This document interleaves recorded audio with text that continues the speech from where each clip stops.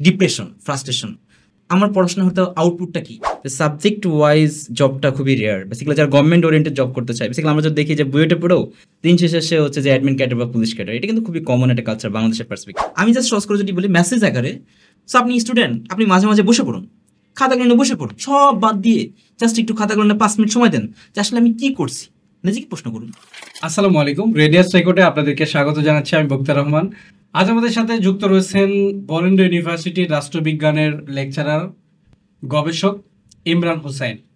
আজ আমরা তার সঙ্গে আড্ডা দিব, পাশাপাশি কেরিয়ার সম্পর্কে আলোচনা করব। সে কিভাবে এত কম বয়সে এরকম একটি জায়গায় যেতে পারছে, এই ব্যাপারগুলো শুনবো। এবং যারা এখনো শিক্ষার্থী, পড়াশোনার শেষ মুহূর্তে বা শেষ হবে, তাদের জন্য এই ভিডিওটি অনুপ্রেরণা হতে পারে।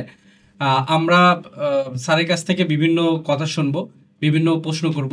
আপনারা আমাদের এই এপিসোডটা দেখলে আশা করছি তার জার্নিটা, পাশাপাশি আপনার এখনকার অবস্থায় এসে আপনার জার্নিটা কেমন হলে আপনি সাকসেস হতে পারবেন বা সাকসেসের কাছাকাছি পৌঁছাতে পারবেন, এই এপিসোডটা দেখলে সেটা আশা করছি আপনার পূর্ণতা পাবে।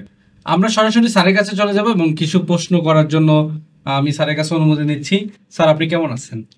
আলহামদুলিল্লাহ, আপনার দোয়ায় বেশ ভালো আছি। আমি প্রথমে রেডিয়াস রেকর্ডসকে আন্তরিকভাবে ধন্যবাদ ও কৃতজ্ঞতা জ্ঞাপন করি আমাকে আমন্ত্রণ জানানোর জন্য। ধন্যবাদ রেডিয়াস টিমকে। তো স্যার, আমরা সরাসরি কিছু প্রশ্ন করব। আমাদের যেহেতু সময় শর্ট, আপনারও সময় শর্ট, ঈদের ছুটিতে আমাদের কাছে আমাদের সময় দিতে পেরেছেন আপনি। আমরা যতটুকু জানি আপনি খুবই ব্যস্ত মানুষ, রিসার্চ করছেন, পাশাপাশি আপনি আপনার নিজের ব্যক্তিগত কাজ রয়েছে, আপনার ভার্সিটি রয়েছে। আপনি আমাদের কিছু প্রশ্নের উত্তর দিবেন এবং পাশাপাশি আপনার জার্নিটাও আমাদের সঙ্গে শেয়ার করবেন। আচ্ছা, আমরা শুরুতে যে প্রশ্নটা রাখতে যাচ্ছি, আপনার শৈশবে এমন কোন স্মৃতি আছে যে স্মৃতিটার কারণে বা যেই অভিজ্ঞতার কারণে আপনি এই পর্যন্ত আসতে পেরেছেন, বা এটা আপনার আসলে অনুপ্রেরণা হিসাবে কাজ করেছে? আচ্ছা, ধন্যবাদ রেডিয়াস টিমকে আমাকে আমন্ত্রণ জানার জন্য। আবারও ধন্যবাদ ও কৃতজ্ঞতা জ্ঞাপন করছি। সহজ করেই বলি, সেটা হচ্ছে যে আসলে আমাকে যেভাবে চিন্তা করানো হচ্ছে আমি এত কিছুই না, খুবই ক্ষুদ্র পরিসরের একটা মানুষ। আসলে শিক্ষকতা বা রিসার্চ বা গবেষণা, এটা একটা জার্নি বলা যেতে পারে। আমি যদি খুব সহজ করে যদি বলি যে গবেষণা বা শিক্ষকতা এটা একটা পেশা না, বেসিক্যালি এটা একটা জার্নি।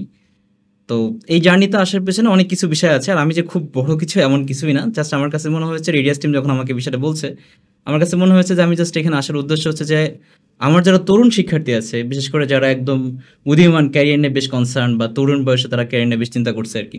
সো আমার কাছে মনে হচ্ছে আমি এখানে আসার মানে হচ্ছে তাদেরকে যদি কোনো মেসেজ বা কোনো বার্তা দিতে পারি আর কি।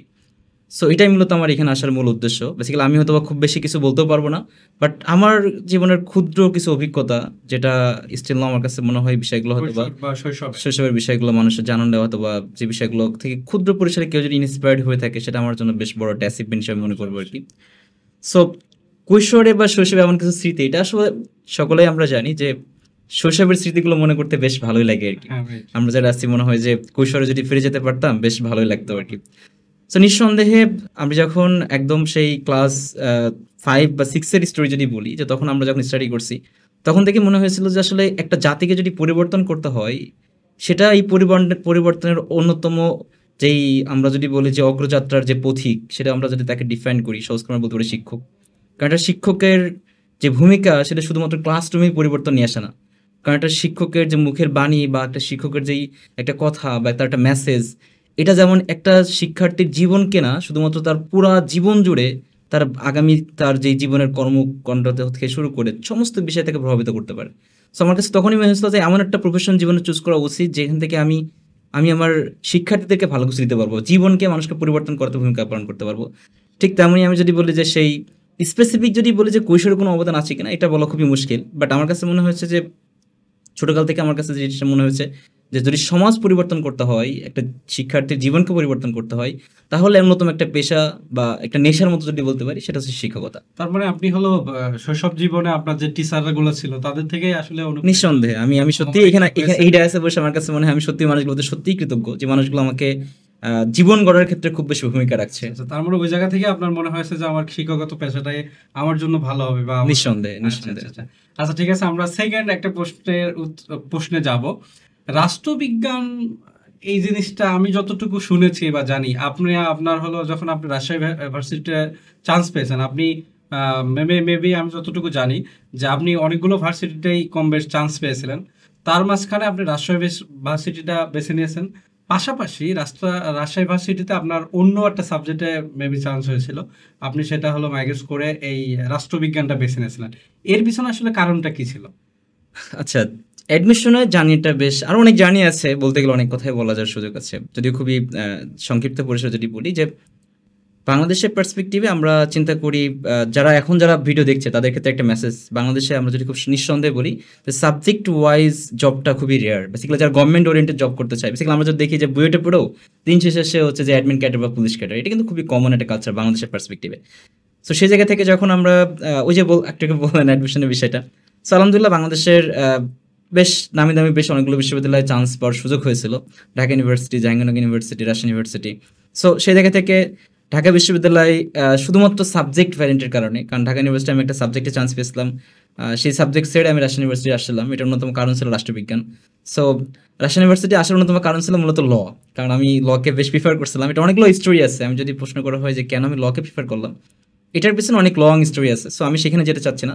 সো তার কাছে তারপরে যেটি মনে হয়েছে যে যেহেতু লতে আমার মেরিট লিস্ট বা ওয়েটিং লিস্ট ছিলাম আর কি, অল্প কিছুর জন্য লটের সুযোগ হয়নি, পরে এসে আমার কাছে মনে হচ্ছে যে রাষ্ট্রবিজ্ঞান সাবজেক্টটা একটা প্রিফারেবল সাবজেক্ট। বিকজ আমরা এই কথা এই জন্য বলছি যে একটা রাষ্ট্রের বেসিক থিং থেকে শুরু করে, অর্থাৎ মানুষের জনগণের মৌলিক চাহিদা পূরণের যে জায়গাটা, প্রতিটা স্টেটে প্রতিটা সেক্টরে দেখি যে আসলে মানুষের যে জনমনের সাথে একদম একটা জিনিস জড়িয়ে আছে, সেটা হচ্ছে সরকার। সো সরকার জনগণের মৌলিক চাহিদা পূরণের অন্যতম অগ্রগামী ভূমিকা পালন করতে পারে। সো আমার কাছে মনে হচ্ছে যে এটা নিয়ে আমরা এমনভাবে একটা জায়গায় যেতে পারি, এবং আমার কাছে মনে হচ্ছে আমরা পলিসি দিয়ে স্টাডি করতে পারি একদম, যেগুলো মানুষের জীবনে প্রভাব ফেলতে পারে। দ্যাটস আমার কাছে মনে হচ্ছে সাবজেক্ট থেকে আমি পলিসি মেকিং স্টাডিগুলো শিখতে পারবো, রাষ্ট্রের বিভিন্ন বিষয়গুলো আমি জানতে পারবো, রাষ্ট্র সম্পর্কে জানতে পারবো, দেন দেশ এবং জাতির পরিবর্তনের ক্ষেত্রে যে জিনিসগুলো দরকার সেগুলো আসলে আমি স্টাডি করতে অধ্যয়ন করতে পারবো। কিংবা এটার পাশাপাশি এই সাবজেক্ট থেকে আমি আসলে এমন একটা জিনিস তৈরি করতে পারবো যেখানে আমার শিক্ষার্থীদেরকে একটা ভালো মেসেজ বা একটা বার্তা দিতে পারি। দিন শেষে আমার কাছে মনে হয় যে এটা একটা এমন একটা সাবজেক্ট যেখান থেকে একটা গুড সিটিজেনশিপ বলতে যেটা আমরা বুঝাই, বা সুনাগরিক হওয়ার জন্য যেগুলো দরকার, সেগুলো আমরা এখান থেকে জানতে পারি আর কি। আচ্ছা আচ্ছা, খুবই ধন্যবাদ। আচ্ছা, তারপরে আমরা যে প্রশ্নটা রাখতে যাচ্ছি, একজন সাধারণ শিক্ষার্থী থেকে শিক্ষক হওয়া, গবেষক হওয়া, এটার ভিতরে সবচেয়ে চ্যালেঞ্জিং বিষয়টা কি ছিল, যে এটা খুবই চ্যালেঞ্জিং ছিল আমার জন্য? আচ্ছা, খুবই স্বাভাবিক বিষয়। বাংলাদেশের পার্সপেক্টিভে যদি চিন্তা করি, গবেষক আসলে আমি খুবই বড় গবেষক না, আবার খুব বড় শিক্ষক এমন কিছু না। এখন যদিও খুব ইয়াং এজে চেষ্টা করি যে রিসার্চের খুব খুঁটিনাটি বিষয়গুলো তুলে ধরার জন্য আর কি। সো বাংলাদেশে একজন রিসার্চ হিসেবে অনেকগুলো ব্যারিয়ার্স আছে, বাংলাদেশের পার্সপেক্টিভে যদি চিন্তা করতে হয় একজন গবেষক হিসেবে অনেকগুলো ব্যারিয়ার্স আছে। বিকজ আমাদের সোসাইটিতে রিসার্চকে ইভ্যালুয়েট করার সুযোগ এখনও বাংলাদেশে হয়নি, বিকজ আমরা সেই ফিল্ডগুলো এখনও তৈরি করতে পারি নাই। পাশাপাশি আমাদের সেই রিসার্চারদেরকে স্পেশালাইজড গভর্নমেন্ট সেক্টরগুলোতে আমরা ফ্লো দিতে পারি না, বিকজ আমাদের অনেকগুলো স্টুডেন্ট আছে যারা চিন্তা চেতনা থাকে যে after completing their graduation they are try to getting a job, like a government job. ঠিক আছে, অনেকে প্রাইভেট জবকে অবহেলা করে, অনেকগুলো রিজন আছে, বিকজ তারা প্রাইভেট জবে সেই ফ্যাসিলিটিসগুলো তারা পায় না। দ্যাটস ওয়াই তারা চিন্তা করে যে গভর্নমেন্ট জব। বাট রিসার্চ ক্ষেত্রে যদি বলি, সেক্ষেত্রে আমরা দেখা যায় যে আসলে গবেষণাকে বাংলাদেশের গভর্নমেন্ট পর্যায়ে এখন ওইভাবে প্রিয়োরিটি দেওয়া হয়নি।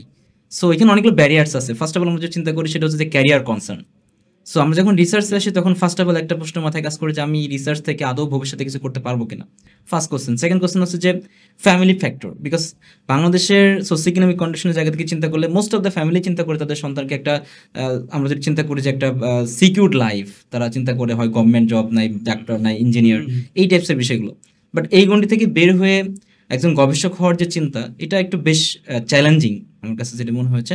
এখানে যদি একটা কোশ্চেন খুব সহজ করে বলি, যে ফার্স্ট আমি যে চ্যালেঞ্জটা ফেস করছি সেটা সিকিউরড লাইফ। বিকজ এখানে অনেকেই চিন্তা করছে যে গভর্নমেন্ট জব না পেলে হয়তো জীবন সিকিউর, বিকজ প্রাইভেটে আজকে আছি কালকে নাই, এমন একটা ফিলোসফি মাঝে মাঝে আসে।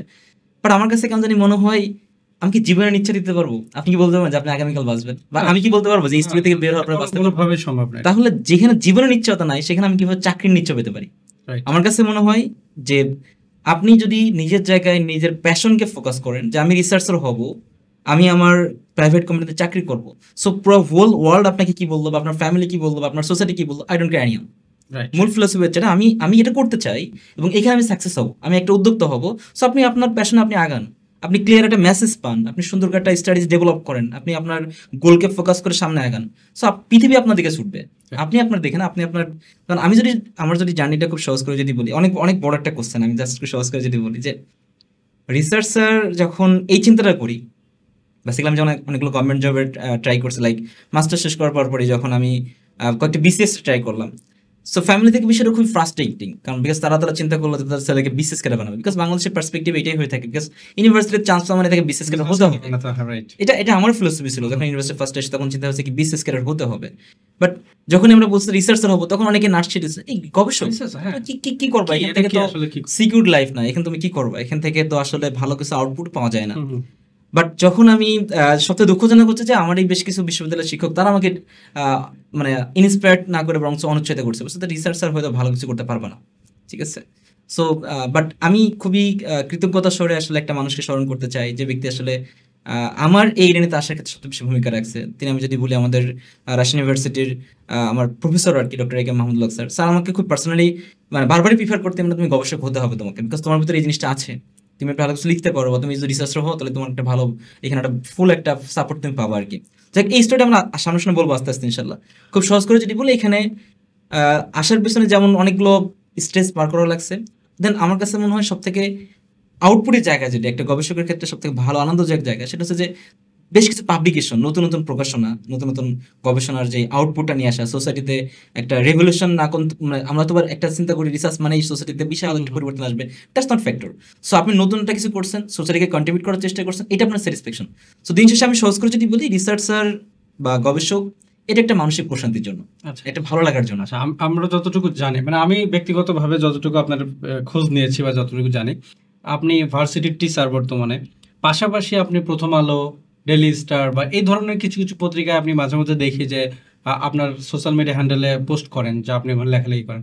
আসলে এই সময়ে এসে একজন আপনার ভার্সিটির টিচার হিসাবে ওখানেও আপনাকে সময় ব্যয় করতে হয়, আপনার ক্লাস রেডি করতে হয় বা বিভিন্ন কাজ করতে হয়, সেই জায়গা থেকেও আপনি কিভাবে আসলে নিজেকে আপডেট রাখেন যে রিসার্চের কাজও করতেছি, পত্রিকায়ও লিখতেছি, মাঝে আবার আমার ক্লাসের কাজও করতেছি এই আচ্ছা, সময় এসে? That's obviously good question. এখন এখানে একটু সহজ করে যদি বলি, যে ওই যে বললাম না, যার কবে মানে পেশা আর নেশা এক হয়ে যায়, তার জন্য অনেক কিছু সম্ভব। আচ্ছা আচ্ছা। সো আপনারা, আমি আগে একটা কথা ক্লিয়ার করছি যে আপনি কি চাচ্ছেন, বেসিক্যালি যারা তরুণ, যারা মানে শিক্ষার্থী আছে, তাদের মেসেজ, তাদের উদ্দেশ্য করে যদি সহজ করে বলি, যে আসলে আপনি কি চান, এটা আপনার আগে জানা দরকার, যে অ্যাকচুয়ালি আমি কি চাই বা আমি কি হতে চাই, অ্যাকচুয়ালি আমি কি করতে চাই, এই জিনিসটা আপনার আগে সব থেকে গুরুত্বপূর্ণ বা বিউটি জায়গায় রাখতে চাই। সো আপনি কি হতে চান, এটা ধরে যদি আপনি আগাতে পারেন, আপনার সোসাইটি বা আপনার ফ্যামিলি বা আপনার আশেপাশের মানুষ কি বলবো, এটাকে যদি অ্যাভয়েড করে আপনি যদি লেগে থাকতে পারেন, স্ট্রাগল করতে পারেন, তাহলে দিন শেষে আপনার সফলতা আসবে, সেটা আজকে বা আগামীকাল। সো এই সফলতার জার্নিটা হয়তো বা অনেক বেশি কঠিন হবে, বাট দিন শেষে আপনি সফলতা আসবে, বিকজ আপনি যখন সফলতা এই জন্যই পাবেন, বিকজ আবার আপনি যদি কাজ করার একটা পেশন পাবেন। আপনি যখন কাজ করবেন তখন আপনার একটা ভালো লাগে কাজ করবে, আপনি দিনের পর দিন, ঘন্টার পর ঘন্টা কাজ করছেন, আপনার ভিতরে কোনো মানে যেটা আমরা বলি যে খারাপ লাগে কাজ করছে না।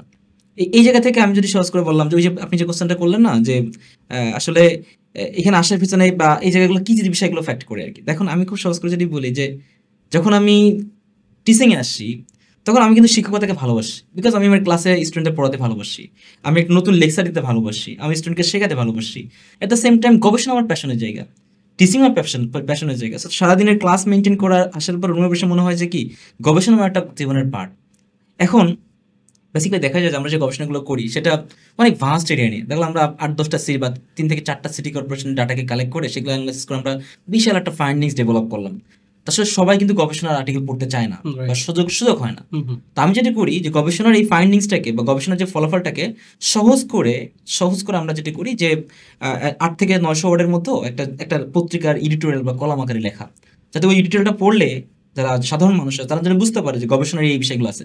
তো আমার কাছে গবেষণার আউটপুটটাকে একদম মানুষ পর্যায়ে, অর্থাৎ ফিল্ড লেভেলের যারা মানুষ আছে বা একদম প্রান্তিক পর্যায়ে যে মানুষগুলো আছে তাদের মধ্যে পৌঁছে দেওয়ার জন্য যে এই যাত্রা, সেটা হচ্ছে যে এই যে আপনি যে কথাটা বললেন, সাধারণত ডেইলি অবজারভার, নিউ এজ, কিংবা হচ্ছে যে আমাদের বাংলা যে দৈনিক ইত্তেফাক। সো এই যে পত্রিকাগুলো আছে, আমি চেষ্টা করি যে গবেষণার ফলাফলগুলো এই পত্রিকাতে লেখানোর মাধ্যমে একদম প্রান্তিক পর্যায়ে মানুষকে পৌঁছায় দেওয়া, যেন তারা উল্টা বুঝতে পারে যে অ্যাকচুয়ালি আমাদের সোসাইটির কি কি বিষয়গুলো আছে বা কি কি বিষয়গুলো জানা আছে, কি দরকার আচ্ছা, আছে। বাংলাদেশের অবস্থান থেকে আসলে এই গবেষণার সংস্কৃতি যেটা রয়েছে, এটার আসলে কি কি চ্যালেঞ্জ দেখেন আপনি, যে এই প্রবলেমগুলো হয়? বা যদি- চ্যালেঞ্জ যদি বলা যেতে পারে, কারণ গবেষণার এই জার্নিটা আসলে আমি যদি খুব সহজ করেই বলি, আমি একটু সহজ করে 2019 সালের দিকে, কোভিডের আগে যখন আমরা সেভিয়েতে কাজ করলাম, ঢাকা ইউনিভার্সিটির একটা এটা মূলত IFES এবং ইউকেড ইউএসএইডির সাথে কানেক্টেড হয়েছিল। তো এই জার্নিটা মূলত আসলে একদিনের না বেসিক্যালি। তো সেভিয়েতে সাথে যখন কাজ করছি তখন আসলে মূলত রিসার্চের যে খুঁটিনাটি বিষয়গুলো জানার চেষ্টা করছিলাম। সো তখন আমরা যখন কাজ শুরু করলাম তখন আমরা মানে প্রথম যে চ্যালেঞ্জ বেসিক্যালি আমি ফেস করছি সেটা হচ্ছে যে ফাইন্যান্সিয়াল ক্রাইসিস বড় ফ্যাক্টর। বিকজ একটা রিসার্চ করতে গেলে এটা হিউজ একটা অ্যামাউন্টের দরকার হয়ে থাকে। শুধুমাত্র যদি চিন্তা করি যে আমরা যখন ফিল্ড লেভেলে কাজ করি, সোশ্যাল সায়েন্সে যারা আছি, বিকজ আমাদের রিসার্চগুলো হয় হচ্ছে যে ইম্পেরিক্যাল স্টাডি বেস, অর্থাৎ আমরা একদম সরাসরি প্রান্তিক পর্যায়ে মানুষের কাছে যাই, তার থেকে তথ্যগুলো সংগ্রহ করি, সেই তথ্যগুলো বিশ্লেষণ করার পরে আমরা একটা রেজাল্ট দাঁড় করাই, যদি আপনি প্রাইম ম্যাটার নিয়ে কাজ করতে চান।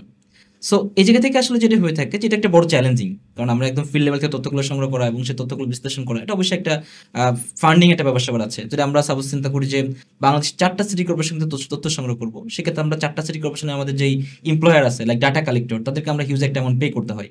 সো এই ফাইন্যান্সিয়াল চ্যালেঞ্জটা বড় ফ্যাক্টর বাংলাদেশের পার্সপেক্টিভে, যেখানে আমাদের অর্থনৈতিক সংকট একটা বড় সমস্যা বলা যেতে পারে। দ্বিতীয়ত যে চ্যালেঞ্জ, সেটা হচ্ছে যে রিসার্চারের অনাগ্রহতা, মানে যিনি গবেষক তার আসলে আগ্রহ ধরে থাকার একটা যে প্রক্রিয়া, এটা থাকে না। এটা তো নতুন কারণ, কারণ তিনি চিন্তা করে যে আমি দীর্ঘদিন ধরে একটা রিসার্চ আউটপুটের কারণে নিয়ে আসতে গেলে কিন্তু একদিন দুদিনের ব্যাপার না। যেমন আমরা লাস্ট হচ্ছে যে অ্যাবাউট 4 ইয়ার্স, 4 বছরের জার্নিকে একটা রিসার্চ আর্টিকেল কনভার্ট করছি। 4 বছরের জার্নি, যেখানে আমরা 3 বছর ধরে ডাটা কালেক্ট করছি, দেন ফাইনালি লাস্ট ইয়ারে আমরা 1 বছর ধরে একটা পেপার পাবলিশ করছি, এবং লাস্ট কিছুদিন আমাদের পাবলিশ হলো ওয়ার্ল্ডের নাম্বার 1 পাবলিশার স্পিনজার নেচার, সাধারণত স্পিনজার নেচার, এলসিভার, এগুলো নাম্বার 1 পাবলিশার, সে কিন্তু আমাদের গবেষণা পর্যন্ত প্রকাশিত হয়েছে। সো এটা একটা লং জার্নি, তো এই জায়গা থেকে যদি মনে হয় যিনি রিসার্চ, যদি ফাইন্ডিংটা সবচেয়ে বেশি সমস্যা। এক্স্যাক্টলি, মানে মূল কথা হচ্ছে যে ফাইন্যান্সিয়াল ক্রাইসিস, দ্বিতীয় কথা হচ্ছে যিনি গবেষক তার একটা চিন্তা ভাবনার যে, আচ্ছা, এখানে কি সরকার কোনো ফাইন্ডিং করে বা ভার্সিটি করে বা সরকার বলতে আসলে আছে কিনা? এটা অবশ্যই গবেষণা যারা করতে চায়, বেসিক্যালি যারা গবেষণা শিখতে চায়, এখানে তারা একদম প্রাইমারি যারা গবেষণা উঠতে চায়, তারা তো প্রথমেই ফান্ডিং পাবে না। সেই জায়গা থেকে তাদের উচিত হবে কি, বিভিন্ন যে সংস্থাগুলো আছে, লাইক তোমার বিভিন্ন এনজিও গুলো আছে, তাদের কাছে ফান্ডগুলো রেজ করা, তাদেরকে ফান্ডিং এর বিষয়গুলো আস্ক করা যে আমরা গবেষণা করতে চাই, এবং সেখানে তাদের সিভি ড্রপ করা, কিংবা ওরা যখন হিসেবে বা রিসার্চ অ্যাসিস্ট্যান্ট হিসেবে কল ফর রিসার্চ অ্যাসিস্ট্যান্ট হিসেবে করে, তখন সেখানে অ্যাপ্লাই করতে হবে। দ্বিতীয় হচ্ছে তারা ইউনিভার্সিটি কেন্দ্রিক আছে, বিশ্ববিদ্যালয় কেন্দ্রিক, তারা বিশ্ববিদ্যালয়ে অনেকগুলো টিচার আছে, তারা গবেষণার ফান্ড পেয়ে থাকে, যেমন ডিন ফ্যাকাল্টির ফান্ড, যেমন ইউজিসির ফান্ড পেয়ে থাকে, ইউনিভার্সিটির ফান্ড পেয়ে থাকে। সো যেই টিচারগুলো ফান্ড পায় তাদের কাছ থেকে প্রজেক্টগুলো নেওয়া বা কাজ করার চিন্তা করা, বেসিক্যালি দেখা যায় যে তারা ফান্ড পাচ্ছে এবং সেখান থেকে সেইখানে ইনভলভ হচ্ছে। সো হিউজ একটা অ্যামাউন্ট সেখানে ফান্ড পাই, বা সেখান থেকে একটা মিনিমাল একটা অ্যামাউন্ট দিয়ে বলছে আমি কাজ শিখতে চাই, দ্যাটস আপনার সাথে আমি কাজ করতে চাই।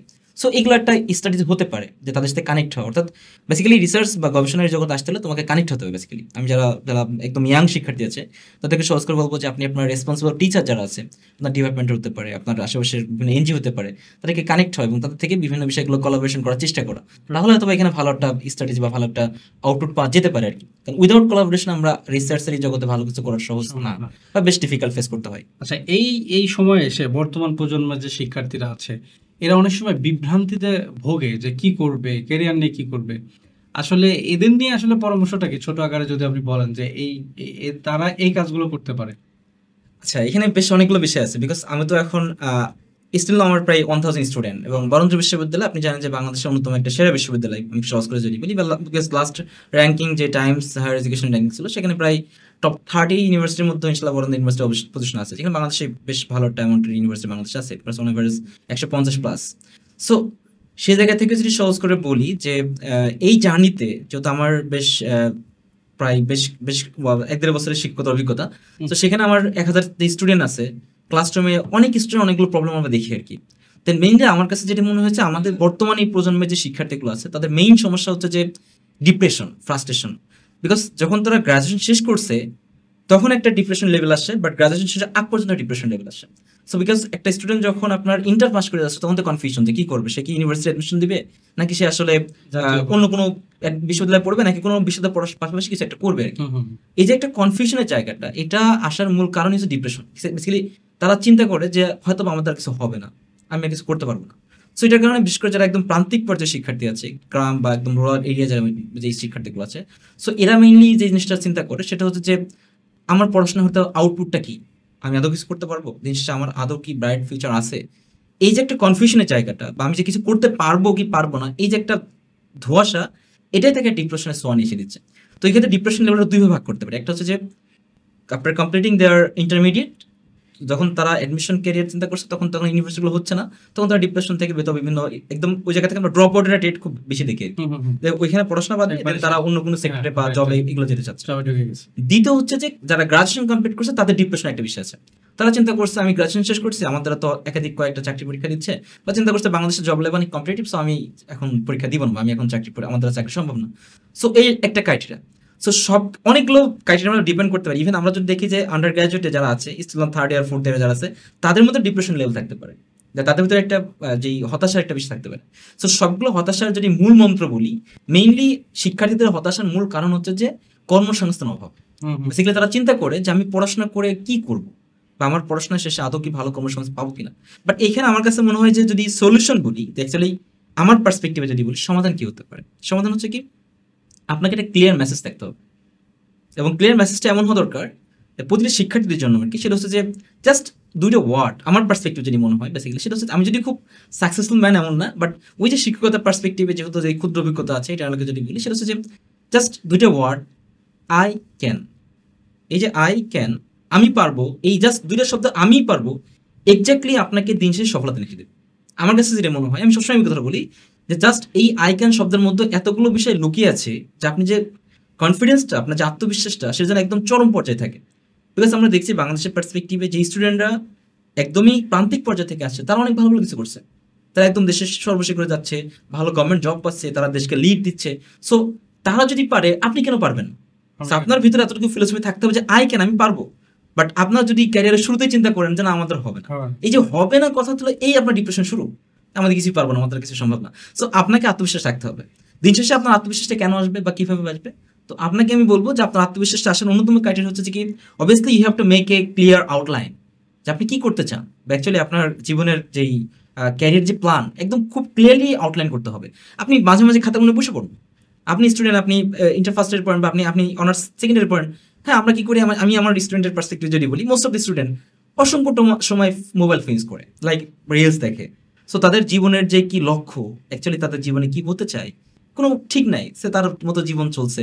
এখানে আমি একটু সহজ করে বলি, সেটা হচ্ছে যে আচ্ছা what the difference between you and animal. আপনি একটা মানুষ, আপনার এবং একটা পশুর মধ্যে পার্থক্যটা কি? বিকজ একটা পশুর জীবন কিন্তু সে নিয়ন্ত্রণ করতে পারছে না, বিকজ আপনি নিয়ন্ত্রণ করছেন। একটা গরুর জীবন যদি বলি, সেটা আপনি নিয়ন্ত্রণ করতেন, কারণ গরু কিন্তু তার মতো নিয়ন্ত্রণ করতেন না। গরুকে আপনি দড়ি ধরে টেনে নিয়ে আসছেন, আপনি ঘাস খাচ্ছেন, ও ঘাস খাচ্ছে, তাই না? আচ্ছা আপনি মানুষ, আপনি যদি নিজের জীবনকে নিয়ন্ত্রণ না করতে পারেন, আপনি কি মানুষ আদৌ? বাট আমার কাছে নিজেকে প্রশ্ন করেন যে অ্যাকচুয়ালি আপনার লাইফ কি নিয়ন্ত্রণ করছে? এখন আপনার লাইফ যদি social media, Facebook, YouTube, WhatsApp এগুলো নিয়ন্ত্রণ করে, তো আপনি আসলে অ্যাজ এ হিউম্যান আপনি তো আসলে ফেইলর।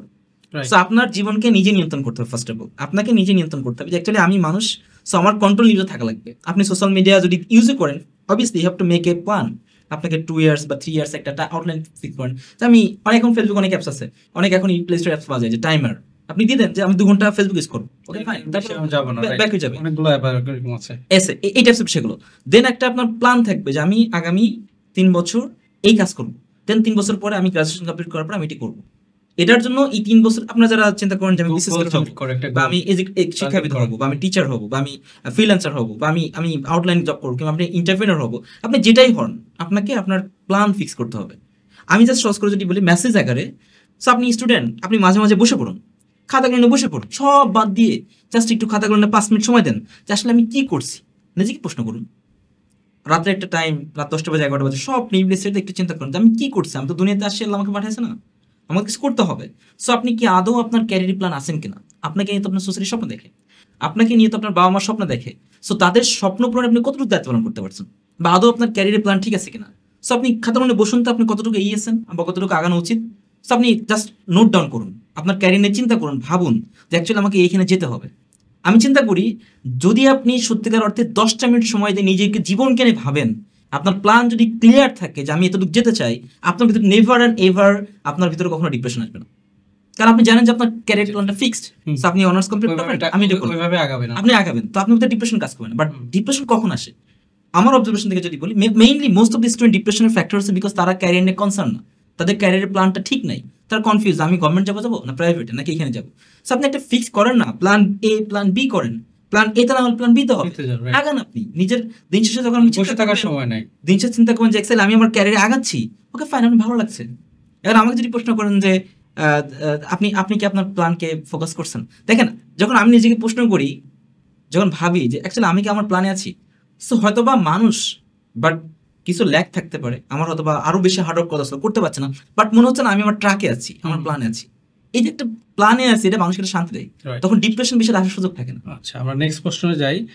আপনি যেহেতু গবেষণা নিয়ে কাজ করছেন, আপনার এরকম কোনো ইচ্ছা আছে কিনা যে এখন যারা নতুন প্রজন্ম রিসার্চ করতে আসবে তাদের জন্য আরেকটু সহজ করার জন্য আপনার কোনো প্ল্যাটফর্ম রেডি হচ্ছে কিনা, বা এরকম কোনো ধরনের প্ল্যাটফর্ম আছে কিনা যেটা দিয়ে আসলে এখন তো যারা রিসার্চ করতে যাচ্ছে, রিসার্চ নিয়ে আগাইতে যাচ্ছে, তারা এগুলো ফলো করতে পারে?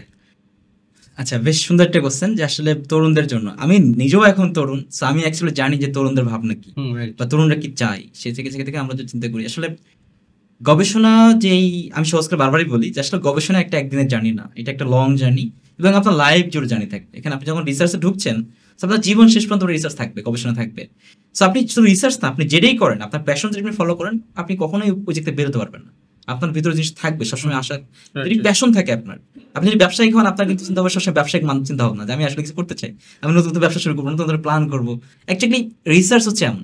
সো আমার কাছে যখন আমি রিসার্চে জয়েন করছি, মানে কি, আমার এটা, আমি চাইবো যে আমার ইনশাল্লাহ একদম মৃত্যুর আগ পর্যন্ত যেন গবেষণা আমার জীবনের সাথে জড়িয়ে থাকে। আমি চাইবো যে আমার আজীবন যেন ইনশাল্লাহ যে প্রফেশনে যাই, যেন শিক্ষকতা যেন আমার থাকে, অন্য কোনো প্রফেশন মানে বেসিক্যালি যেখানেই থাকি না কেন, শিক্ষকতা এবং রিসার্চ যেন আমার জীবনের সাথে জড়িয়ে থাকে। সেই জায়গা থেকে সহজ করে যদি বলি, তরুণ প্রজন্মের জন্য রিসার্চ নিয়ে কি করা যায়, আমরা অলরেডি একটা প্ল্যাটফর্ম ডেভেলপ করছি, যেটা আমি এখন স্টিল নাও অ্যানাউন্স করে নেই। অলরেডি আমাদের অনেক কিছু ডেভেলপ হয়ে গেছে, যেটা আমরা সহজ করে যদি বলি centre for governance and innovation, CGI যেটা বলছি। এটা একটা ইন্টারন্যাশনাল একটা সংস্থা, এবং আমরা এখানে ওয়ার্ল্ড ওয়াইড যে রিসার্চারগুলো আছে পলিসি মেকিংয়ের জন্য, বেসিক্যালি এটা আমরা তাদেরকে কানেক্ট করার চেষ্টা করছি। এবং এখান থেকে যারা ইয়াং রিসার্চার আছে তাদেরকে আমরা চেষ্টা করবো, যদি আমরা সেভাবে গ্রো করতে পারি ইনশাল্লাহ, আমাদের যদি সেভাবে কোলাবোরেশন করতে পারি, তো তাদেরকে একটা প্ল্যাটফর্ম ডেভেলপ করার পাশাপাশি সবচেয়ে গুড নিউজ হচ্ছে যে যারা স্কলারশিপ যেতে চায়, বিকজ রিসার্চ ওরিয়েন্টেড যারা আসতেছে, তাদের অন্যতম ফোকাস হচ্ছে তারা বাইরে যেতে চায়, like scholarship, they are trying to getting scholarship, like full funded scholarship.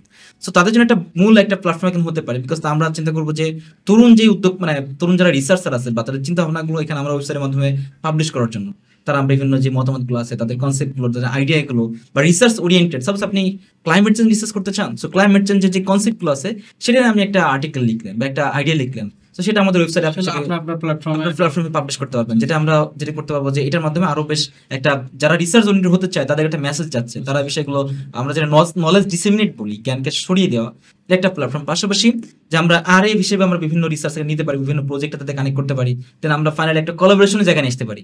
So world wide যে কোলাবোরেশন, বিভিন্ন প্রজেক্ট নিয়ে আসে তাদের সাথে কোলাবোরেশন করা, আমরা একটা প্ল্যান করছি স্টিল না, এটা আমরা এখন এক্সিকিউট করতে বেশ সময় লাগবে। আমরা চেষ্টা করছি এমন একটা প্ল্যাটফর্ম ডেভেলপ করার জন্য। আচ্ছা, আমরা আপনাদের সাইটের লিংক আমরা ডেসক্রিপশনে দিয়ে দেওয়ার চেষ্টা করবো, যেখান থেকে মানুষ ভিজিট করে আরো বিস্তারিত জানতে পারবে। আচ্ছা, আমরা একবারে শেষ মুহূর্তে চলে আসছে আমাদের অনুষ্ঠানের। আমরা আর একটা প্রশ্ন নেব, প্রশ্নটা খুবই শর্টলি অ্যান্সার দিবেন। পাশাপাশি আমাদের রেডিয়ার্স আইটি জানেন নতুন জার্নি শুরু করেছে, একবারে লোকাল জায়গা, যেখানে শহর কেন্দ্রিক কোনো জায়গা না, লোকাল জায়গা। তো এই জায়গা থেকে আপনি আপনার নিজের জায়গা থেকে কি কি চ্যালেঞ্জ মনে করেন এই প্রতিষ্ঠানটা নিয়ে, আর কি কি ইমপ্রুভ দরকার, যেহেতু আপনি আমাদের কোম্পানিতে আসছেন, এখানে ভিজিট করছেন, দেখছেন কি কি ইমপ্রুভ করা প্রয়োজন, এবং আমাদের জন্য কি কি পরামর্শ আপনার থাকছে, এটা দিয়ে আমি শেষ করবো ইনশাআল্লাহ। আচ্ছা, ধন্যবাদ। আসলে রেডিয়াস রেকর্ডস বা রেডিয়াস আইটি আমি পার্সোনালি খুবই গ্রেটফুল, বিকজ তারা আমাকে ইনভাইট করছে এখানে। সো সহজ করে যদি বলি, এটা একটা প্ল্যাটফর্ম, এটা একটা জার্নি। আপনি এই যে প্ল্যাটফর্ম দাঁড়িয়ে আছেন, এই প্ল্যাটফর্মটা আসলে ওই যে বললাম, দিন শেষে আপনার আত্মবিশ্বাসটা যেন সেই পর্যায়ে থাকে, যে নিশ্চয়ই আমি কিছু করতে চাই। আমার কাছে মনে হচ্ছে আপনাদের এখানে আসার পর জিনিসটা আমার কাছে বারবারই মনে হচ্ছে, যে আপনাদের যেই স্পৃহা বা নতুন কিছু করার যে উদ্যমই, এই জিনিসটা খুবই ভালো লাগছে। এবং আপনাদের যে প্ল্যাটফর্ম ডেভেলপ করছেন, সব থেকে ভালো লাগার জায়গাটা হচ্ছে যে গ্রামের একদম প্রান্তিক পর্যায়ে বা লোকাল একটা মার্কেটে আপনারা যে প্ল্যাটফর্ম ডেভেলপ করছেন, এটা নিঃসন্দেহে একটা অ্যাপ্রিসিয়েবল জায়গা।